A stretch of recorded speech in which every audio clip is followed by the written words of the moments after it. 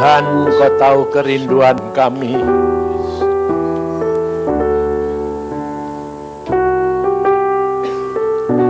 Bahwa kami mau mengikut dan menurut Engkau. Tetapi kenyataan hidup ini tidak mampu. Maka dari itu Tuhan, berikanlah kepada kami roh pengertian. Anugerahkan kepada kami kemampuan. Paksa kami untuk nurut kepadamu. Karena tanpa Engkau kami tidak bisa berbuat apa-apa. Maka dari itu tolongi kami. Supaya kami mampu menyelesaikan bagian kami. Dan kami dapat masuk surga karena anugerah-Mu. Terima kasih Tuhan. Hamba hanya sampaikan apa yang Engkau mau. Tapi karuniakan kepada tiap-tiap hamba-hambamu, anak-anakmu di tempat ini, di mana saja mereka mendengar. Supaya mereka dapat mengerti, menangkap apa sebetulnya mau-Mu dalam hidup kami ini.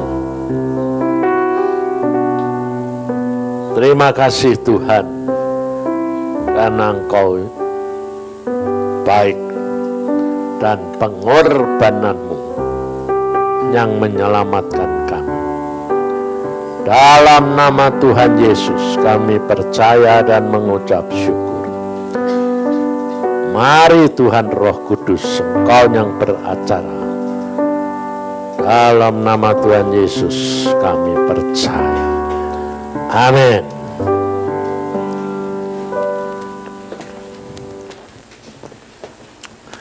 Mari kita buka firman Tuhan di dalam Roma 8 ayat yang ke-28. Roma 8 ayat 28. Itu nanti hari ini menjadi ayat hafalan. Roma 8 ayat 28. Kita tahu sekarang bahwa Allah turut bekerja dalam segala sesuatu untuk mendatangkan kebaikan bagi mereka yang mengasihi Dia, yaitu bagi mereka yang terpanggil sesuai dengan rencana Allah. Nah, dalam ayat-ayat ini saudara, kita harus belajar supaya kita mengerti bahwa kita itu tidak akan dapat menyelesaikan tugas dan kewajiban kita tanpa Tuhan Yesus. Dalam segala perkara. Sebab kita kerap kali itu merasa bahwa Tuhan itu tidak mengasihi kita. Kenapa? Karena kita tidak mendapatkan apa yang kita inginkan dalam hidup di dunia ini. Sebab kita dilahirkan itu semua itu mempunyai destiny, mempunyai takdir, bahwa setiap orang itu sudah punya jatah masing-masing. Tapi ternyata kehidupan kita ini tidak bisa menerima hal itu. Bahkan kita kerap kali menilai orang lain, melihat orang lain, kenapa orang kayak itu kayak begini, jahat gitu, kok diberkati. Lalu kalau kita sudah menjadi orang Kristen, kita kerap kali mengatakan apa?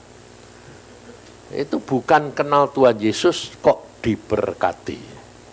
Kok hidupnya lebih makmur, lebih enak, lebih nikmat daripada Anda. Kenapa kita menilai begitu? Karena kita sebetulnya itu tidak melihat diri kita sendiri. Makanya Tuhan Yesus berkata, belajarlah kepadaku. Nah, ini loh. Jadi, saudara tidak bisa belajar dari orang lain, atau dari hamba Tuhan, atau dari siapa. Tidak. Harus tertuju kepada Tuhan Yesus pribadi. Karena dia sudah pesan, belajarlah kepadaku. Nah, kuncinya itu hanya rendah hati dan lemah lembut. Nah, maka dari itu rendah hati itu bukan rendah diri. Lemah lembut itu bukan lemah gemulai. Bukan orang yang halus, bukan orang yang sabar, tidak. Lemah lembut adalah orang yang nurut Tuhan. Nurut Tuhan itu adalah lemah lembut. Nah, nurut Tuhan yang dituruti itu yang mana? Nah, ini masalahnya. Karena kerap kali kita kalau tidak bisa melakukan apa yang Tuhan tuntut, mau, kita bilang apa? Lah, aku manusia biasa, oh. Aku dilahirkan sudah begitu, oh. Punya sifat yang aneh-aneh, punya kelemahan yang banyak sekali. Nah, Tuhan Yesus kan memang Allah, dia akan suci, dia akan kudus. Nah, itu loh. Jadi, kalau kita itu sebetulnya mau nurut, itu pikiran kita harus berhenti mikir, dah. Hah? Berhenti mikir. Nah, tapi karena kita itu dari kecil sudah dibiasakan untuk mikir. Dan diajar untuk mikir. Sehingga kerap kali tanyaan begini, buat apa kita dikasih pikiran kalau kita tidak boleh mikir? Maka dari itu saudara, sejak engkau dan saya menjadi orang Kristen, itu jalan kita itu beda dengan jalan dunia ini. Meskipun destiny kita sudah terbentuk, tapi di dalam engkau percaya kepada Yesus, itu bisa diubah.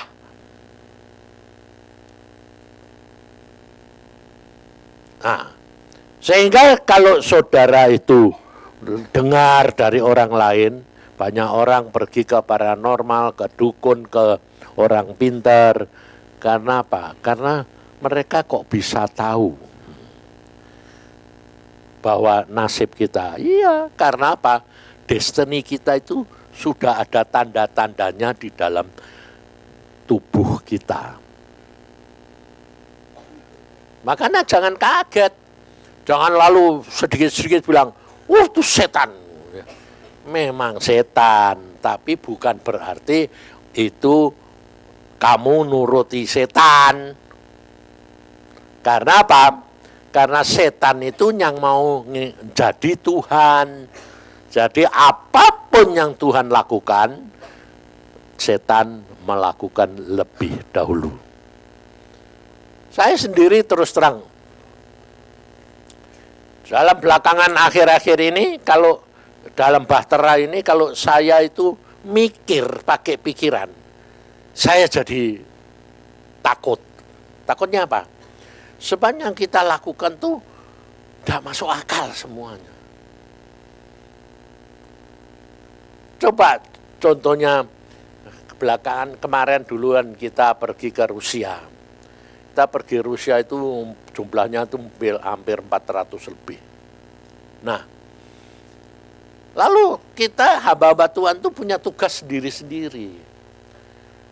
Tugas saya sebagai pimpinan, sebagai yang di atas, Tuhan bilang, kamu harus pergi ke tempat kuburannya Stalin dan Lenin.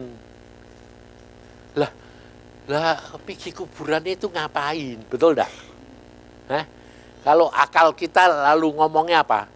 Kok aneh-aneh sih? Kayak orang dunia saja pergi ke kuburan, ya toh? Padahal Alkitab sudah mengatakan, no, kita itu orang hidup tidak boleh pergi cari minta kepada orang mati. Tapi karena saya ini orangnya kan, sudah tidak mau mikir. Pokoknya Tuhan suruh apa, datang. Jadi saya pergi ke sana. Jadi yang lain perang sana, yang lain sana. Saya nyari kuburannya Lenin. Nah, kemudian sampai ke lapangan merah itu sudah ketemu di depan saudara. Dia bilang, itu kuburannya Lenin. Ya, dijaga. Saya lalu ngomong sama si Luki, sama si Yohanes, saya bilang yang mengawal, mengikuti, karena apa? Saya kan orangnya dari saya Inggris. Lalu saya tuh tanya piye. Ya toh, wong saya ini soalnya cuma bahasa Indonesia mbak Jawa. Dia tak ajak ngerti, ngomong ya tak ngerti, ya toh. Tadi aku bilang, loh tanyain dong, masuk ke situ jalannya apa? Dia bilang apa? Ini sudah di depan loh saudara, ada pintu. Tapi dia bilang, kalau kamu mau masuk ke kuburan itu, harus jalan melalui istana itu, merah itu. Muter masuk, kemudian sana diperiksa dan tidak boleh bawa apa-apa. Jauhnya kira-kira sekilo. Itu sejalan loh. Belum muter balik sini, nanti keluarnya balik lagi. Bayangin saudara. Wah, aku tuh ya sudah capek ini. Wong masuknya aja sudah jauh. Tapi aku bilang, Tuhan, Engkau tahu loh, aku ini sudah tua. Jalan aja kadang-kadang keseimbangannya kurang bagus.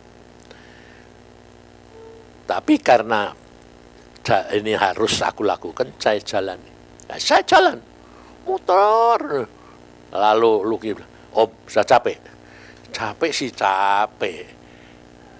Tapi masalahnya minta kekuatan Tuhan. Betul enggak?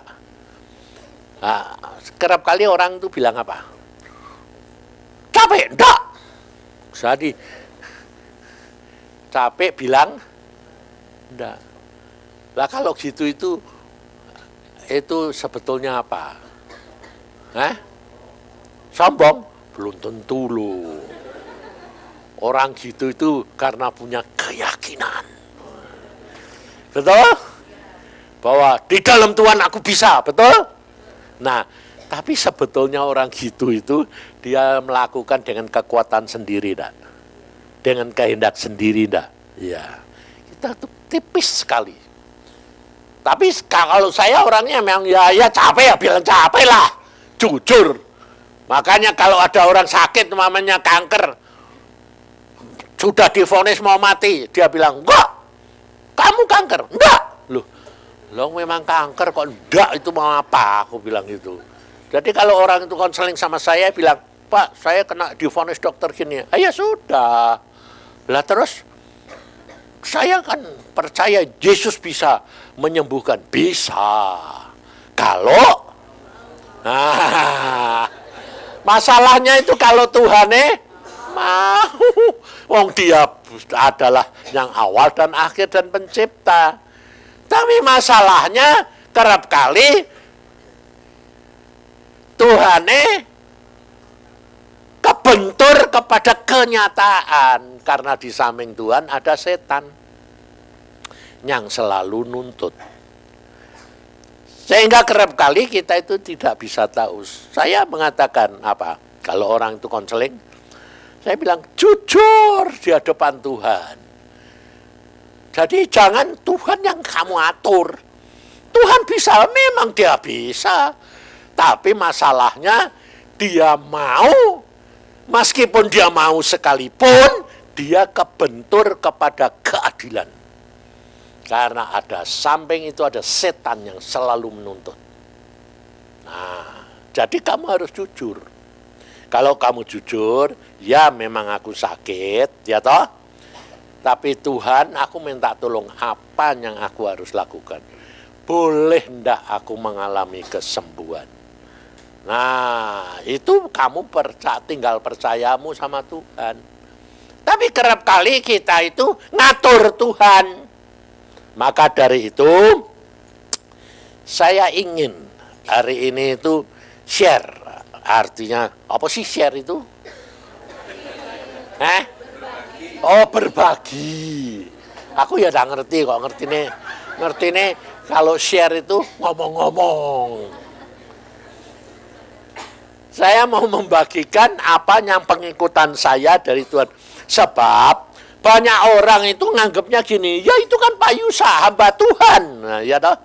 Lah, dia lupa bahwa saya ini dipanggil Tuhan umur 12. Sebelumnya itu saya ini bukan anaknya orang Kristen. Bapak ibuku bukan Kristen. Emak engkongku juga tidak Kristen. Jadi saya sendiri pun bukan Kristen. Tapi sejak saya berumur 7 tahun, ayah saya bertobat. Masuk gereja, dia tidak ngerti apa-apa. Lalu kalau sudah ke gereja kan anak-anaknya ke sekolah minggu. Ya toh? Jadi ke sekolah minggu.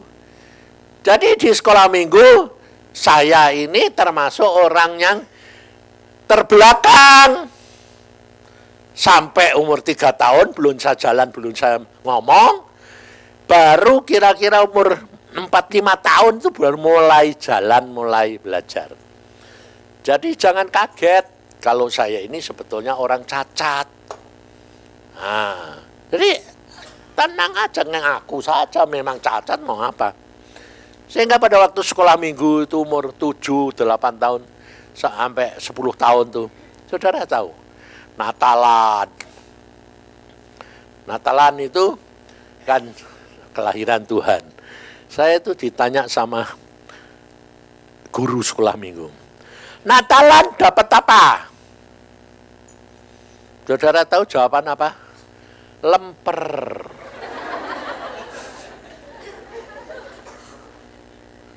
Karena memang tiap Natal ada lemper. Betul tak? Hah? Telur ya toh, tapi Natal itu mesti ada lemper. Jadi saya yang inget itu lemper. Dan memang saya senang lemper. Jadi yang saya suka, yang saya ingat. Jadi diketahui, sejak itu saya dipanggil lemper.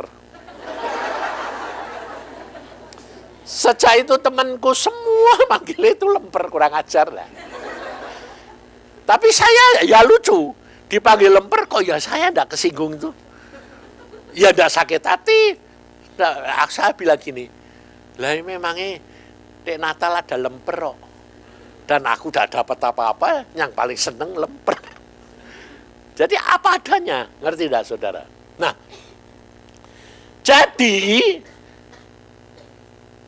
saya mau bagi dengan saudara ini bahwa saya pun bukan orang dilahirkan dalam keluarga Kristen. Dan saya diundang oleh Tuhan, dipanggil, dipilih. Bukan karena saya punya kelebihan, tapi punya kelemahan. Maka dari itu saudara, di dalam penghidupan saya, kami bagi ini supaya saudara nanti mengambil manfaat yang mana. Sebab setiap pribadi itu punya kelemahan, punya kelebihan yang tidak sama. Sehingga cara menangkapnya pun tidak sama. Maka dari itu, saudara berdoa, minta kepada Tuhan apa yang aku dapat. Jangan seperti saya, nang dapetin yang dipikirkan itu adalah perkara daging. Ngerti tidak? Tapi adalah pelajaran apa Tuhan yang aku dapat. Setiap saudara datang ke kebaktian, saudara harus berdoa begitu. Sebab dengan begitu kamu itu diajar oleh Roh Kudus sendiri. Jangan terpengaruh oleh apa siapanya ngomong, tapi terpengaruh oleh Tuhan, pelajaran apa yang kita ambil. Demikian juga kalau kamu lihat film, kamu lihat pengalaman, apapun itu kamu harus ngomong sama Tuhan Roh Kudus. Apa Tuhan yang aku dapat petik dan buat aku apa? Pelajaran apa? Sebab hidup ini, saudara, di dalam tiap tahap tidak ada orang yang keluar dari masalah. Masalahnya ada terus, karena apa? Sampai mati pun tetap bermasalah. Jadi tidak ada orang yang tanpa masalah. Jadi waktu kayak kecil saya cacat bermasalah, ya toh? Buat ibu saya, bapak saya. Setelah saya sudah bisa jalan, sudah bisa sekolah, masalah lagi. Karena apa? Bodoh, tidak pinter, bermasalah terus. Tapi hidup di dalam Tuhan selalu ada jalan keluar. Itu yang saudara dan saya harus tahu. Tetapi jalan keluar itu Yesus Kristus Tuhan yang punya. Dan bagaimana supaya saudara dan saya itu bisa ada di dalam jalan itu. Itu hanya bisa kalau saudara percaya kepada Dia dengan tidak usah mengerti. Tapi percayalah bahwa Tuhan itu yang mempunyai engkau, yang memanggil, memilih, dan menyelamatkan engkau. Itu. Sehingga hidupmu itu bergantung kepada Tuhan. Jadi saya itu mengucap syukur. Kenapa kok saya cacat? Kemudian kalau saya itu lalu jadi bodoh. Justru di situ saya melihat kemuliaan Tuhan. Karena apa? Lah orang bodoh dijadi pinter kok. Bukan dijadikan pinter itu kalau menurut kita maunya jadi pinter kan kita yang pinter loh. Enggak, itu cara Tuhan itu punya jalan aneh. Sehingga pada waktu saya kelas 3 itu mau disuruh sekolah, saya itu cuma mengatakan gini, Tuhan, aku ini umur 14, baru kelas 3. Kok mbok suruh sekolah ke Semarang itu masuk kelas berapa? Tuhan bilang apa? Nggak usah urusan, itu bukan urusanmu. Yang penting kamu nurut. Itu lemah lembut. Saya ya bilang, oke, kalau engkau suruh sekolah, sekolah. Padahal sebetulnya umur 12 itu saya sudah ngurus sapi. Jadi karena di desa, bapakku itu sudah tidak ngerjain apa-apa, karena dia pekerjaannya itu adalah punya mebel yang menguasai seluruh Sumatera, tapi saat itu bangkrut. Berhenti sama sekali, tidak kerja. Karena tidak kerja, kehidupan kan zaman itu kan masih zaman jajahan Belanda. Sehingga pada waktu itu mau tidak mau mesti cari kerjaan. Nah, om saya itu punya sapi perah, jadi yang susunya dijual itu 20. Dia mau pindah Semarang karena dia punya pabrik dan dia kaya, sapinya disuruh beli. Mama bilang, ya aku mau beli. Lalu dipindah ke rumah kami, dipindah. Yang ngurus sopa. Bapakku bilang, aku tidak sanggup mengurus. Dia direktur mebel, suruh ngurusi sapi. Lah ibuku bilang gini, ya wes siapa wae. Ya Sin, kamu saya umur 12. Sudah kamu urusin lah. Loh mah, ngurusi sapi itu piye toh mah? Sami lo gak 120. Terus tiap pagi suruh jual susu nih, sing meres sapa? Yo dek meres susu dek enak. Nah, kalau ditendang sapian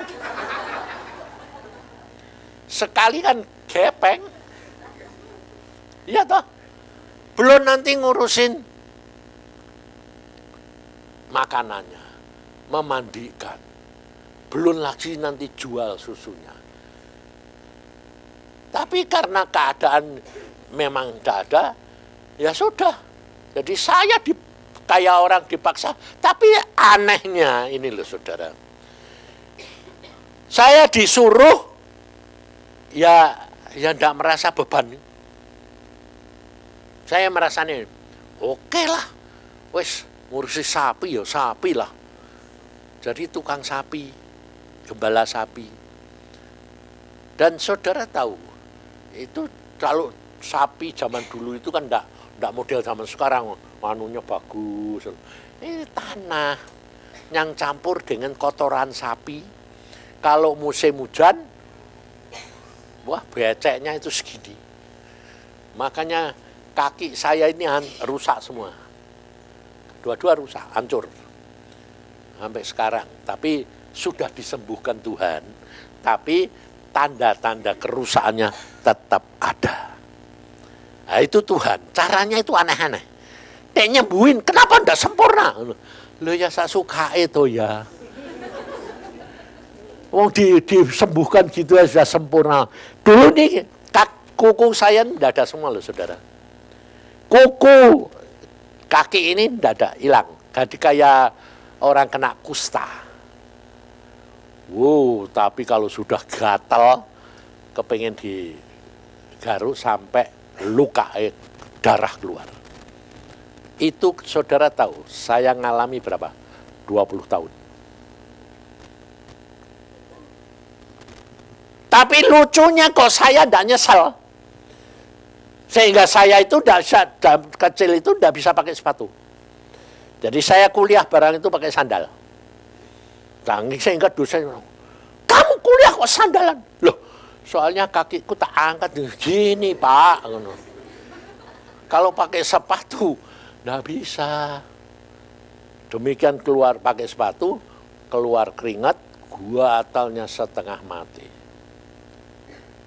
Nah, tapi ya semua bisa diatasi itu. Nyatanya saya sekolah, Tuhan bilang, kamu sekolah.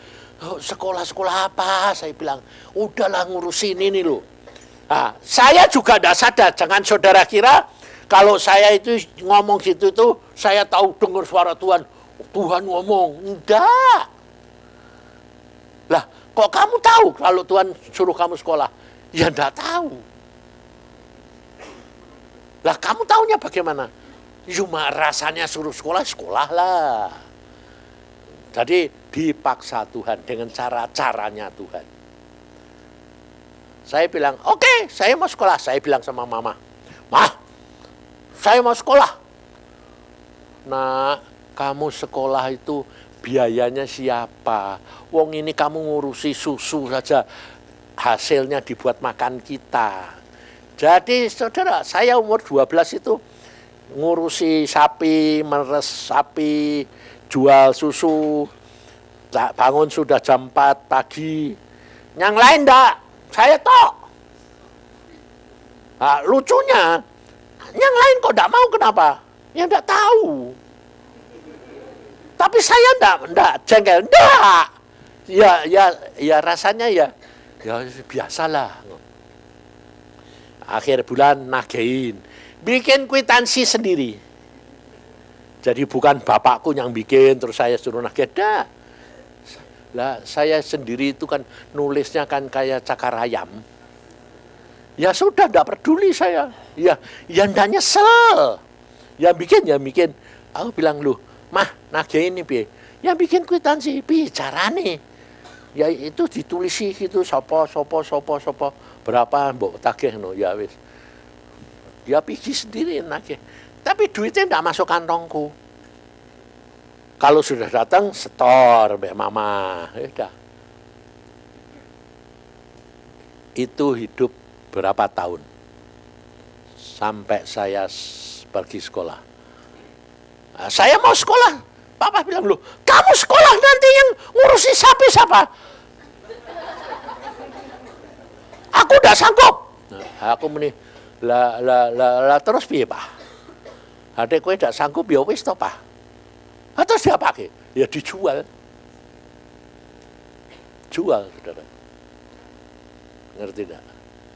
Nah, saya ya tidak pernah punya pikiran, bapak kok kayak gitu, enggak tuh. Sehingga saya tuh punya sapi yang luar biasa. Cintanya sama saya tuh, wow. Sudah dijual sampai ke Cangaan itu kok disalahin. Lompat dari atas truk pulang. Sampai yang beli itu balik lagi ngambil sapi. Kenapa? Loh, kenapa balik? Sapinya balik satu. Itu setia sama saya. Setia sekali. Dan aneh sapi itu. Namanya sapi putih karena memang warnanya cuma putih satu-satunya. Yang lain belang. Dia putih. Ada orang yang jahat sekalipun, dia tahu. Kalau sama saya itu baiknya luar biasa. Ah, itu yang nakal itu apa? Tidak mau dikawinkan. Wah, ini payah ini. Sehingga tidak dapat menghasilkan anak dan susu toh.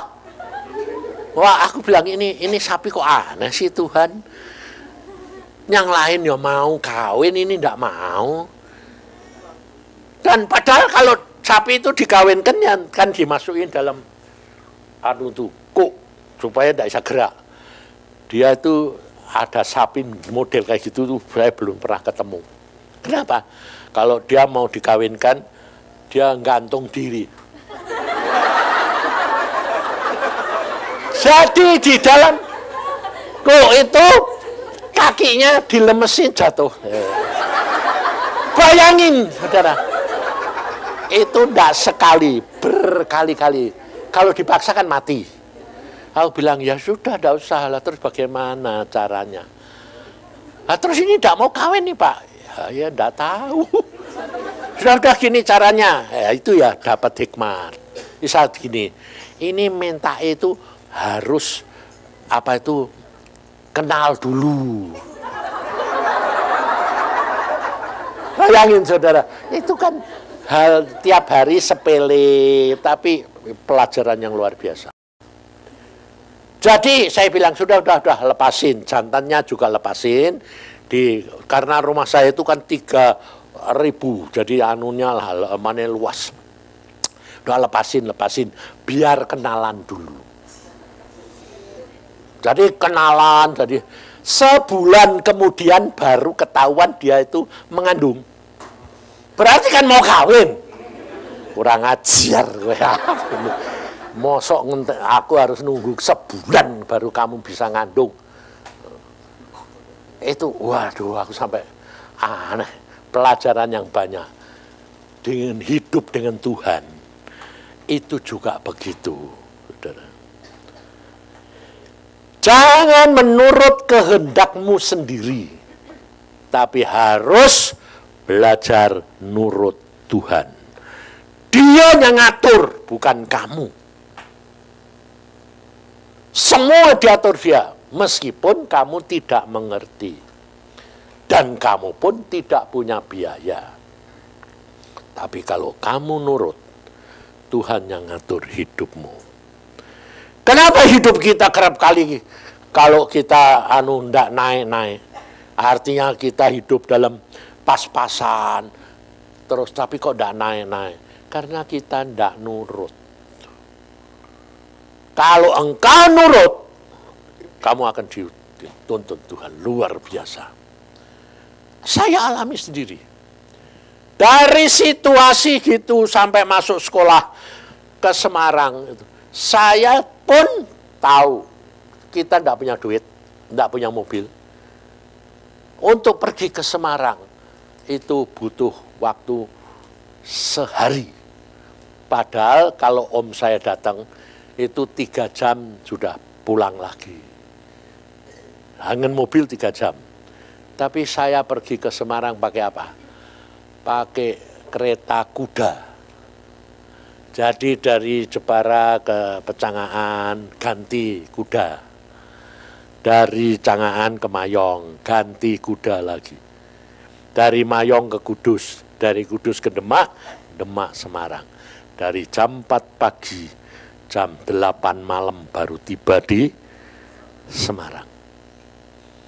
Sudah gitu tiba itu, saya datang tuh kan malam jam 8. Om saya keluar lagi, kenapa baru ya gini? Nggak tahu ini. Sudah kelaparan, tidak punya duit. Naik dari jam 4 sampai jam 8 malam, masih dimarahi. Di situ juga saya belajar.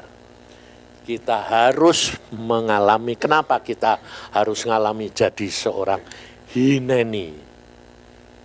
Karena apa? Kamu akan mengerti keadaan orang lain dan tidak menghakimi menurut pendapatmu sendiri. Aku yang cuma ngomong, Om, lah aku itu berangkat jam 4 loh Om. Kenapa lama begitu? Naik kretek Om. Kenapa enggak naik? Enggak punya duit. Oh, ya sudah sana. Mandi, makan. Mandi, makan. Wah, makan itu kalau kayak gitu, mbok nasi tok sudah lapar. Betul enggak? Ah iya. Tapi kamu belum pernah ngalami itu. Makanya di situ tuh saya luar biasa. Habis itu besoknya sekali diajak ke sekolah. Dus, guru sekolah saya tuh lihat saya tinggi, saya kan kurus tinggi. Kayak tiang listrik. Kayak Bebes gitu tapi kurus. Bebes sekarang gendut. Kurus kerempeng. Guru direkturnya bilang ini, mau masuk sekolah kelas berapa? Aku bilang, 3. Kamu mau masuk kelas 3? Dibuat mainan sama anak-anak. Nanti kayak kamu jadi Goliat di sini. Dilempari anak-anak. Lah terus bagaimana tuh, Pak? Wong saya ini memang baru kelas 3. Kelas 3 saja belum selesai loh Pak, baru separuh. Nggak bisa. Saudara tahu, dipaksa naik masuk kelas 5. Lah aku bilang, loh Pak, kelas 3 belum selesai loh Pak. Baca saja belum normal. Jadi saya pertama kali dites itu dikasih bacaan. Kita ada di rumah yang ada berandanya. Lalu dia bilang, apa itu beranda? Apa ya? Waduh, aku tahu beranda itu bahasa Jawane itu jobo. Bahasa Jawane itu jobo. Ya toh, kan pekarangan luar toh. Lah, karas toh? Teras toh? Nah, aku kan tidak ngerti. Bahasa Jawane itu jobo. Bahasa Indonesia ini apa? Tak pikir dek bahasa Jawa itu oo. Dek bahasa Indonesia itu AA. Aku bilang jaba.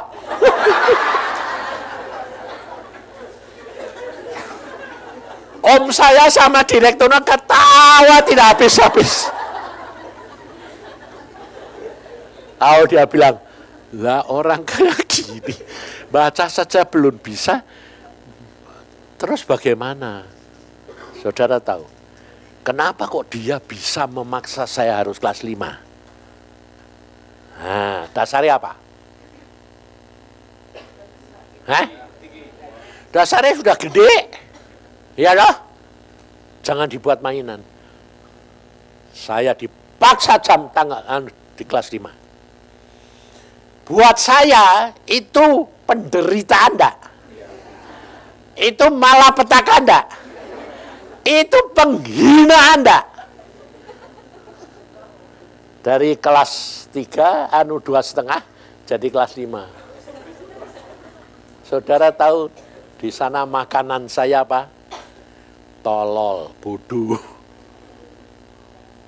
Kayak kera di kena kacang. Gak ngerti tuh.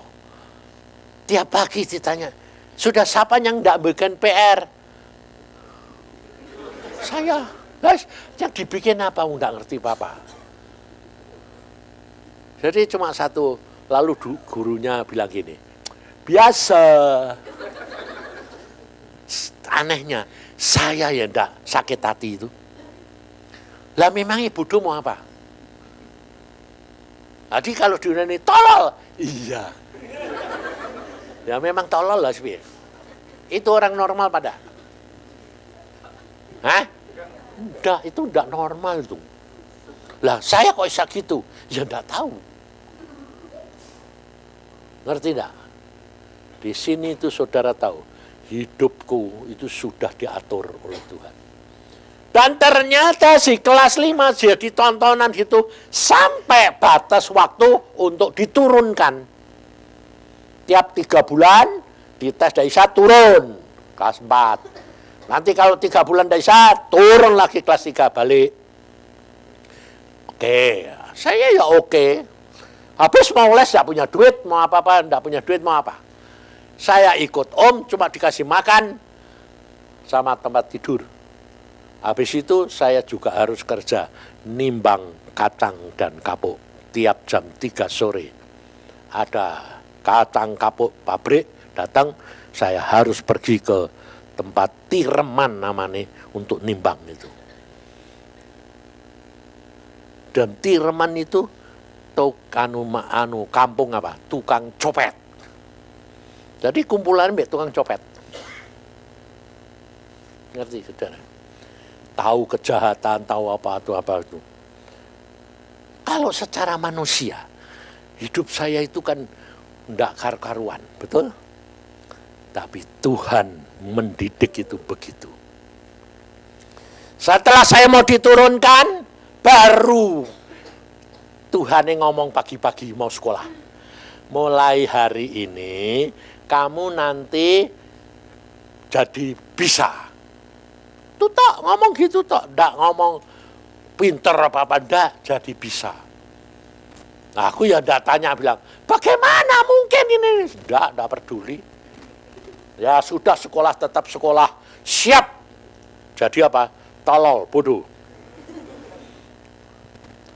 Sampai sana, loh kok aneh? Ngerti enggak? Guru nulis di papan tulis, itu saya nempel. Kayak fotokopi. Semua yang diajarkan guru, saya tempel. Omongan dia masuk kaset, kerekam. Itu kan aku dewe kaget toh. Ini apa? Zaman itu belum ada fotokopi, belum ada kaset. Ini apa? Nah, jadi tolol biasa lah. Tapi kok aneh?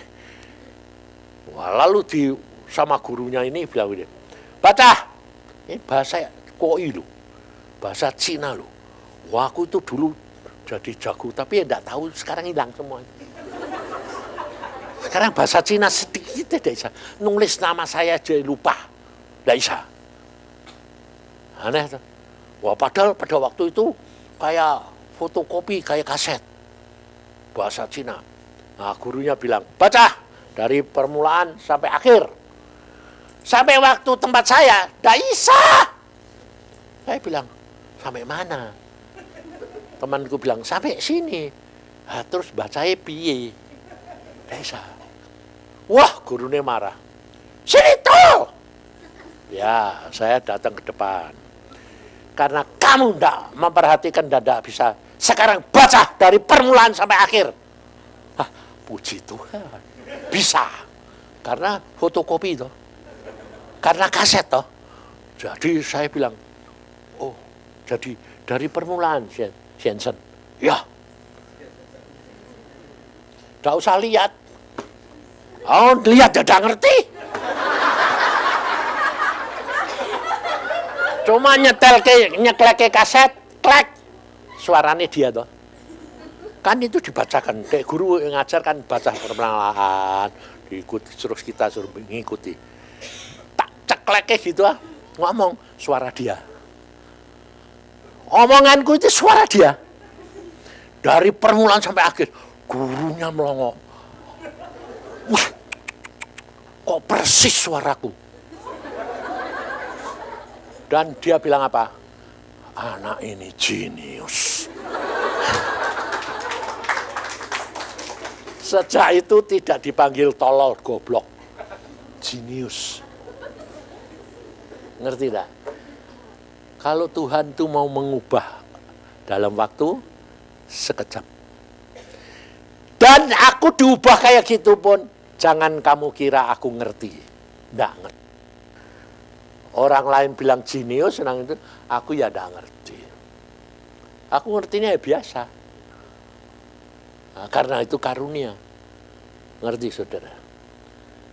Nah, kemudian setelah itu, akhirnya gurunya sendiri yang punya inisiatif.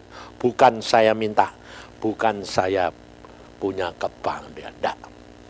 Gurunya sendiri punya inisiatif. Itu siapa kalau enggak Tuhan? Dia langsung bilang, kamu tiap hari pulang, ngikut saya. Lah kan aku ya takut. Buat apa? Makan di rumah saya. Terus, nanti saya bacakan semua pelajaran. Dan kamu harus masuk. Jadi jangan lupa. Oh ya mau. Ya toh.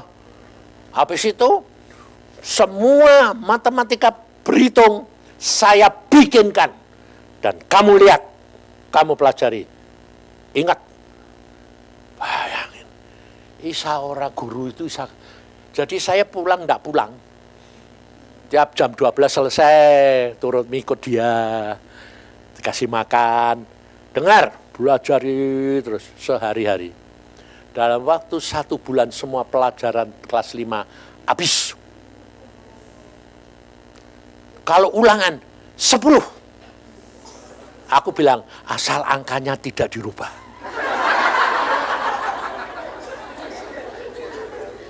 Sebab kalau angkanya dirubah 1 aja ya tak tahu.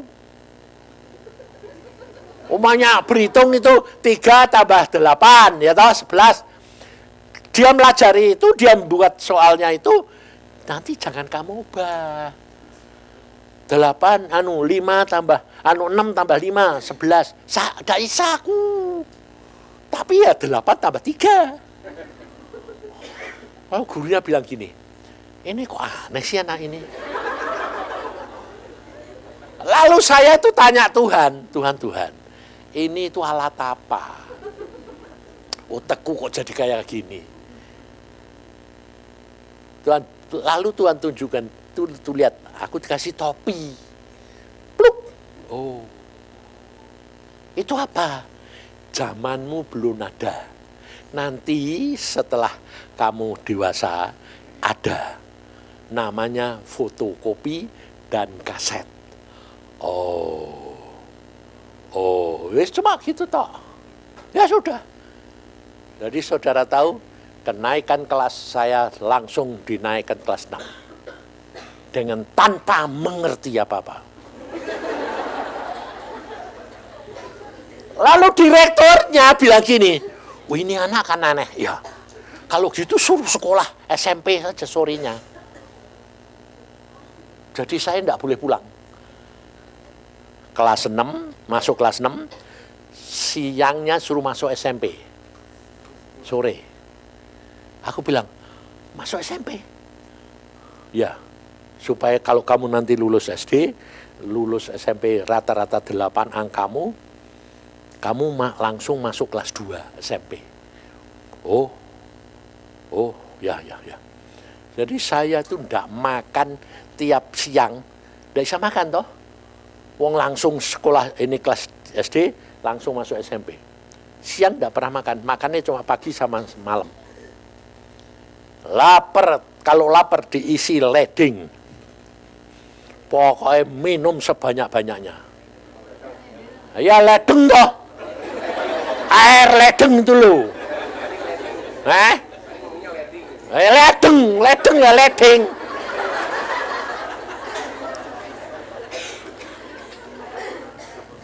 Lah, lucunya saudara tahu, gurunya SMP itu juga mau ngerti. Jadi pesawat dari matematika, dari ilmu ukur apa itu, semua asal tidak dirubah angkanya. Nyatanya akhir saya SD lulus, kelas SMP, angka saya rata-rata 89.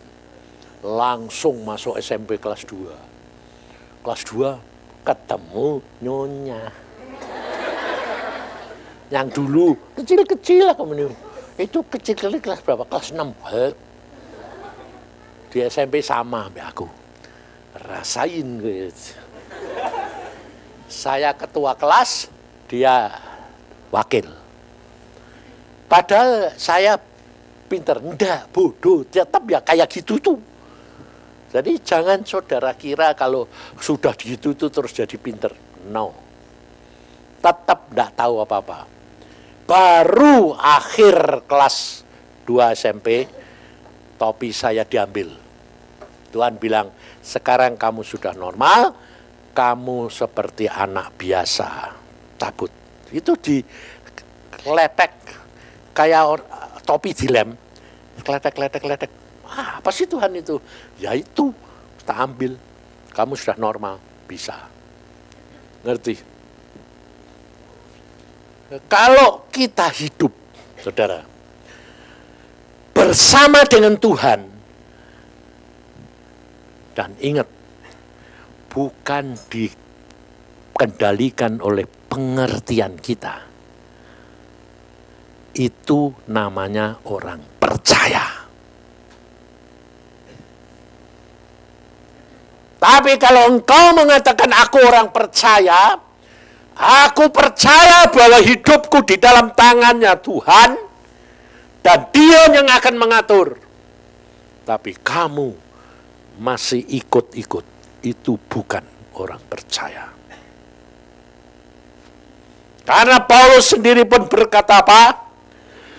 Hidupku adalah Kristus yang hidup di dalam aku. Dan aku sudah mati. Jadi bukan aku lagi. Ngerti saudara?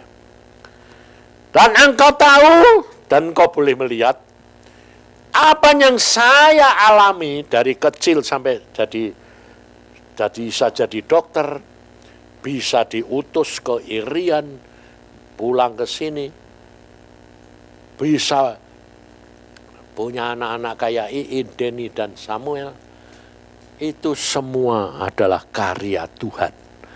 Bukan karena saya bisa. Hanya hidup yang bergantung menurut kepada Tuhan. Coba bayangin, rumah Gatsu disita, mau disita. Saya mau melawan, Tuhan bilang, pindah, suruh pindah sini. Aku bilang, pindah mana Tuhan? Aku sudah sediakan. Tapi caranya Tuhan itu kan tidak seperti yang kita pikirkan. Kita maunya itu kalau Tuhan ngomong ya langsung ada gitu toh. Tidak ada. Saya punya waktu cuma 5 hari untuk pindah. Untuk dikosongkan. Dan pada waktu itu saya harus sama istri, sama anak-anak pergi ke Bekasi. Karena ada pelayanan di sana. Jadi yang mindah itu anak-anak persekutuan. Ini orangnya masih di sini semua. Jadi saya pindah dari Gatsu ke sini itu saudara tahu, saya tidak ada di rumah. Yang ngepak barang saya itu anak-anak persekutuan. Sehingga saya datang dari Bekasi sampai sini. Kamu tahu, orang pindahan tidak ngerti barangnya di mana. Mau makan cari sendok aja tidak ketemu. Dan itu butuh waktu berapa? Sebulan. Bayangin, saya tidur di satu kamar dengan AL Bepis, sakamar orang 4. Ngerti? Buat saya biasa. Tapi saya cuma bingungnya gini, ini barangnya di mana semua? Tahu anak-anak persekutuan ini saking cintanya. Semua diringkesi di bawah. Lebih-lebih si Pak Tommy itu. Tralis-tralis gotongi semua. Aku bilang, loh Tom kenapa? Buat apa ditinggal? Padahal sampai sekarang ya tidak diambil loh. Ditetelin semua. Habis aku. Jadi nyari barang. Sampai sekarang itu. Aku tuh dapat hadiah jam. Jamnya itu antik dan seluruh dunia cuma ada 100. Mereknya itu apa lupa sampean. Itu sampai sekarang tidak ketemu. Nah terus keponangan saya Hanli bilang gini, Om, aku sekarang jual beli jam. Oh, aku dulu dikasih orang merek ini. Wah, itu harganya cepet tiao loh Om. Di mana? Tidak tahu. Aku sudah tak tunjuki Bebes Beb, nanti buat kamu ya Beb. Ini jam ini Beb. Oh ya Kong, ya Kong. Tapi ya hilang tuh. Sampai sekarang di mana? Tidak tahu. Siapa yang ngeringkes? Ya tidak bisa ditanya siapa. Wong kita tidak tahu. Ya sudah, saya bilang. Nanti Tuhan kan ganti sendiri. Ngerti? Hidup dengan Tuhan. Itu harus penuh percaya dan yang saya katakan tuh gelinding. Percayalah bahwa hidupmu itu sudah diatur oleh Dia. Engkau dan saya itu punya destiny. Kalau engkau dan saya percaya, Dia akan atur. Sampai ngalami kecelakaan pun, itu Tuhan sudah tahu. Makanya belakangan Dia bilang apa? Yusa, kamu jangan pulang dulu. Selesaikan tugasmu. Makanya pada waktu ke Rusia, saudara tahu, kalau dipikir secara akal itu perjalanannya sudah 18 jam. Belum nanti transit di Dubai ya, 4 jam tambah berapa. Belum dari Bandung ke sana, 5 jam lagi.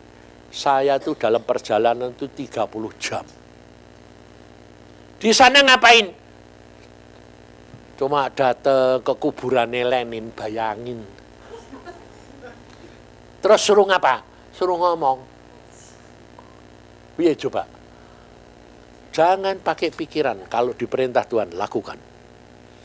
Engkau akan melihat kemuliaan demi kemuliaan yang Tuhan lakukan. Saya masuk kuburannya itu, saudara tahu. Pakai topi tidak boleh. Tangan karena dingin toh, tangan masuk kantong jaket tidak boleh. Berdiri harus seperti tentara siap. Aku bilang kurang ajar dan aku sampai gini, Tuhan, jenazahnya ini itu kan diawetkan, tak hancuri aja ya Tuhan. Tuhan bilang tugasmu cuma ngomong.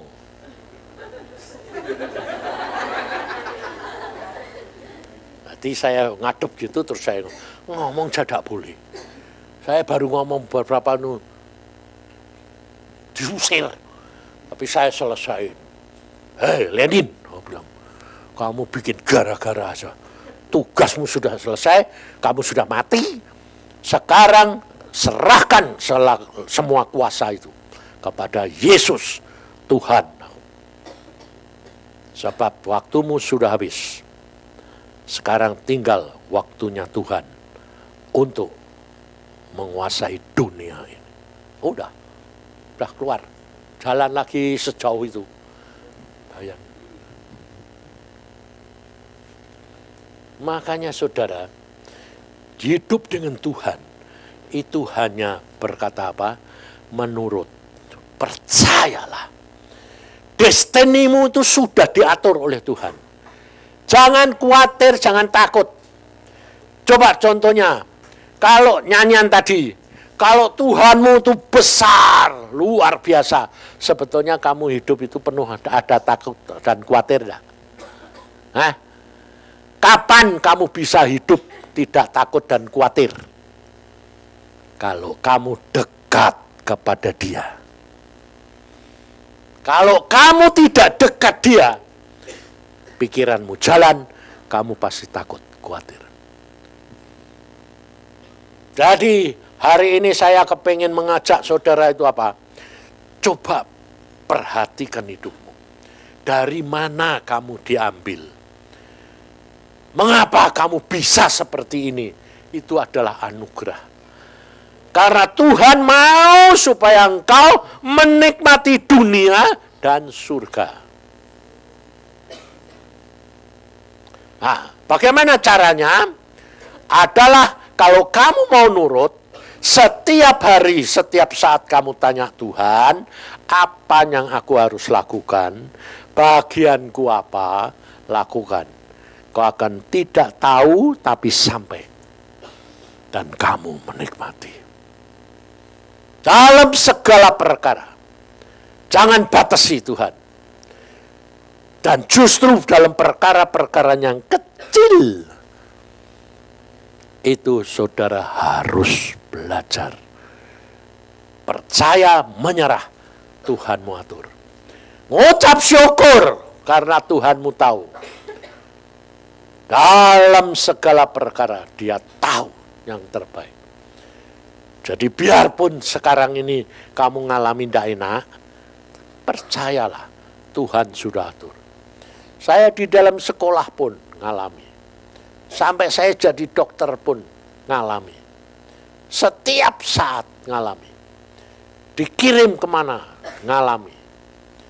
Lalu pulang, di mana saya harus tinggal, Tuhan yang ngatur. Sampai rumah, dapat rumah gatsu pun kurang 1 jam baru dapat. Bayangin. Karena apa? Tidak ada orang yang bisa hidup kayak gitu. Karena apa? Khawatir, takut. Di mana aku tinggal? Bagaimana? Karena pikiranmu yang jalan terus. Padahal pikiran kita itu sangat terbatas. Kita tidak tahu apa yang akan terjadi. Betul? Semua Tuhan lebih tahu. Maka dari itu saudara, serahkanlah hidupmu. Jangan terpengaruh oleh orang lain. Sebab saya sendiri ngalami. Zaman saya, hamba-hamba Tuhan itu selalu ngomongnya apa? Hidup di dunia miskin, asal kaya di surga. Ayahku pun bilang, tidak bisa kamu cara itu. Aku bilang, aku tidak mau. Aku mau hidup di dunia ini, saya menikmati yang Tuhan berikan sampai ke surga. Aku di mana Tuhan tempatkan. Dan Tuhan bilang, itu sing bener. Ngerti saudara? Saudara tidak usah khawatir. Tidak usah takut. Sebab engkau tahu coba, waktunya sudah demikian singkat. Kau tahu kejadian kemarin kayak anak dirampok, terus kemudian dia cari perampoknya, ketemu, tembak, mati lagi. Itu anak Tuhan loh. Sebabnya saya lihat di TV tadi, di Boromius, pakai salib. Bayangin. Kalau memang sudah Tuhan izinkan dirampok, ya sudah. Ya toh, betul enggak? Semua Tuhan. Saudara jangan kira aku tidak pernah dirampok. Aku dirampok di Gatsu. Gara-gara apa? Istriku. Dia lihat sinetron. Siapa pada waktu itu? Maria Mercedes. Itu Tuhan sudah ingatkan gini. Itu lihat tuh istrimu. Aku bilang, yang ya lihat, tapi jangan model kayak gitu terikat gitu. Baca Alkitab enggak, malahan Maria Mercedes. Nanti kalau dia ajar Tuhan baru tahu. Betul. Pintu didobrak, dirusak loh saudara, pintu saya. Tommy tahu ya. Dirusak. Jebol. Orang berapa itu? 7 atau 8. Waktu itu tuh saya ya jadi orang Kristen tuh ya. Marah ya. Saya bilang, Tuhan saya lawan. Tuhan bilang, diem. Jadi saya tidak keluar dari kamar. Semi mau keluar dibacok saudara sampai pintunya luka. Balik. Nah kalau itu dilawan, matilah salah satu. Ngerti saudara? Kalau Tuhan izinkan ya sudah. Aku sampai teriak-teriak, rampok, tak ada yang nolong.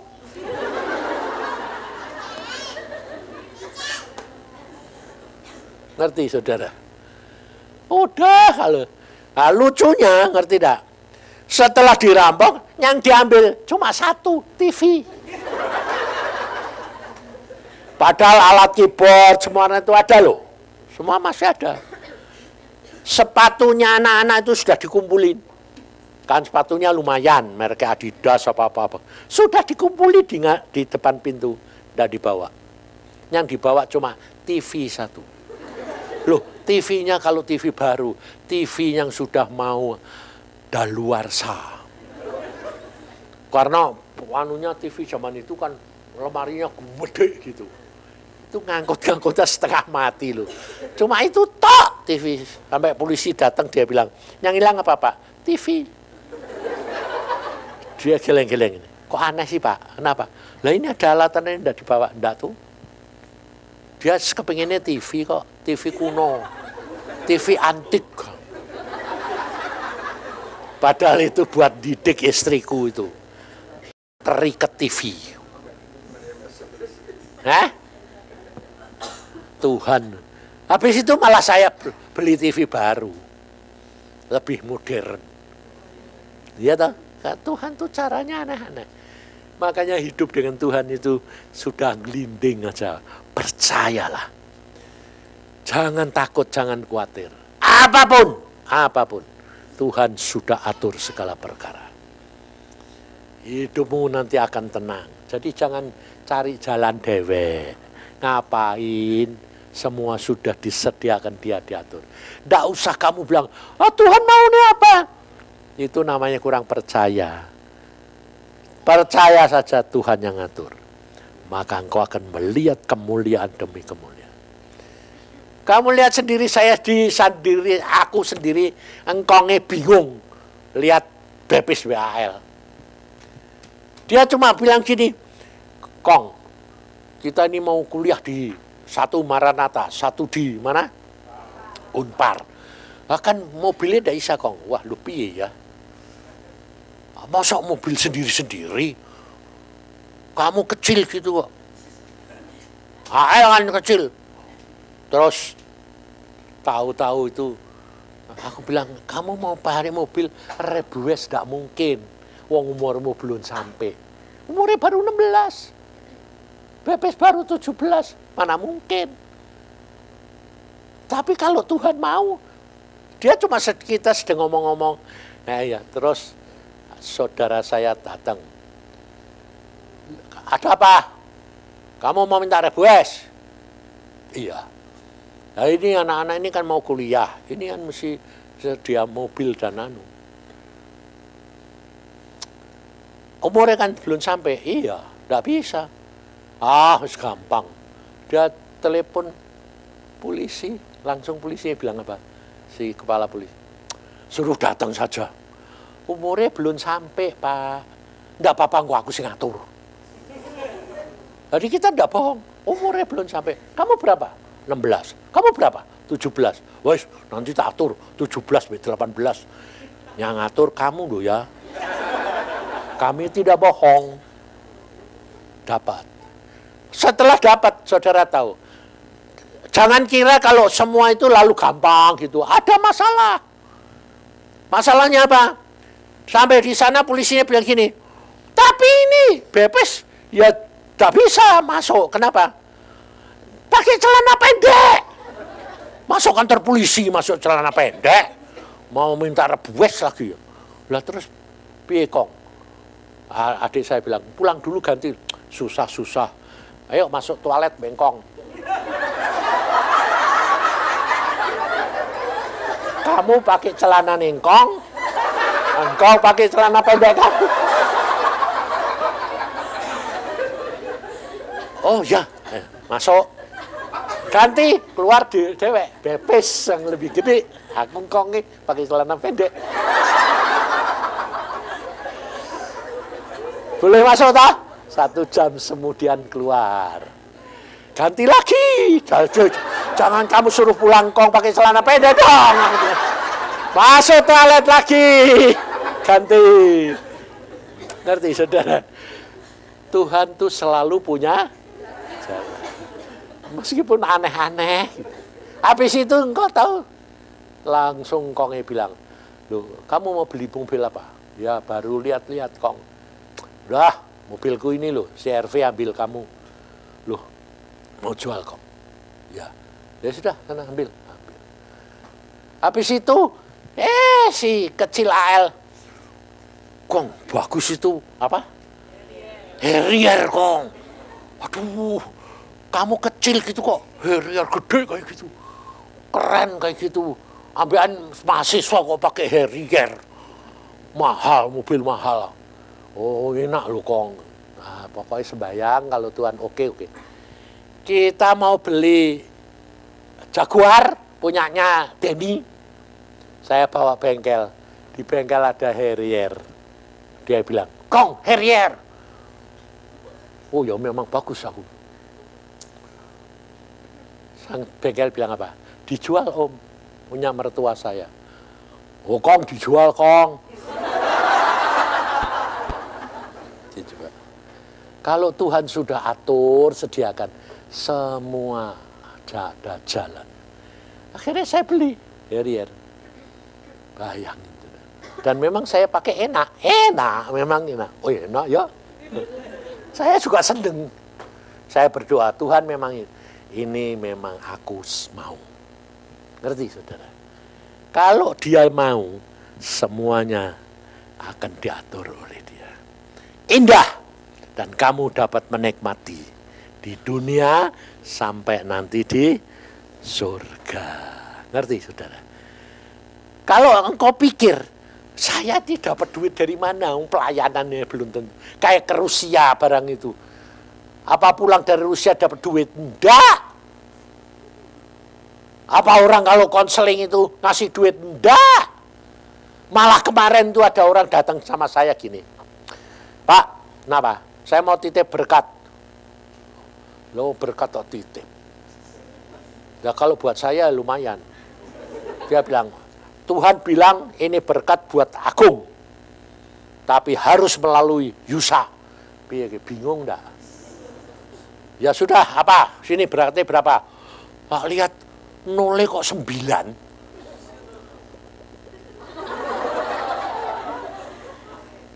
Tapi cuma sekedar mampir. Aku bilang, berapa? 1 M. Di situ udah ditulis lagi buat siapa? Loh, ini kenapa enggak tulis Agung? Harus melalui Pak Yusa. Lah kenapa enggak kamu tulisi Yusa? Terus dia bilang apa? Sekedar lewat. Ya sudah. Lalu saya telepon Iin, lalu bilang, kirim siapa ke Bekasi, nanti Agung hari Senin datang, nanti tak kasih ke. Bayangin. Aneh tak? Bagi Tuhan tidak ada barang yang mustahil. Tapi kalau saya butuh ada. Mau beli mobil ada. Dari mana? Nggak tahu. Lah orang yang ngasih ya nggak tahu kok. Cuma saya ngecek mau bayar itu, saya, ayo Beb, ambil ngecek banknya mana? Loh, waduh Beb, ada masuk. AL bilang apa? Loh, Kong, Tuhan sudah sediakan. Iya, kamu sediakan Kong, ini orang agak deg-degan membayarnya piye. Nyata nih, kalau Tuhan mau itu, ada sendiri itu piye. Ngerti tidak saudara? Saya sendiri pun tidak bisa mengerti. Tapi itu Tuhan. Makanya saya ingin share sama saudara ini karena apa? Percayalah, Tuhanmu sudah atur. Tidak usah khawatir. Rumah ini pun saya ini sedang bertanya, Tuhan ini masih tak kontrak 5 tahun. Saya ini kontrak ini aneh toh. Ada orang kontrak rumah kok sak miliar. Saya bayar berapa kali. Masih 5 tahun Tuhan. Tapi saya tanya, ini mbok suruh beli pada tenda, ya enggak apa-apa. Yang penting kan kita nikmati, betul enggak? Belum apa nanti Tuhan pulang tinggal lah, ya toh. Tuhan datang mabur semua hilang. Udah tinggal aja ngapain pusing-pusing, betul enggak? Tapi kalau Tuhan suruh beli, belilah. Aku bilang beli mahal Tuhan, paling enggak ini mesti 4-5 miliar. Uang dari mana? Kalau saya tanya Tuhan bilang, itu bukan urusanmu. Ngerti? Itu Tuhan. Percayalah, semua sudah diatur oleh Dia. Maka dari itu, engkau akan menikmati kasih sayang Tuhan. Amin.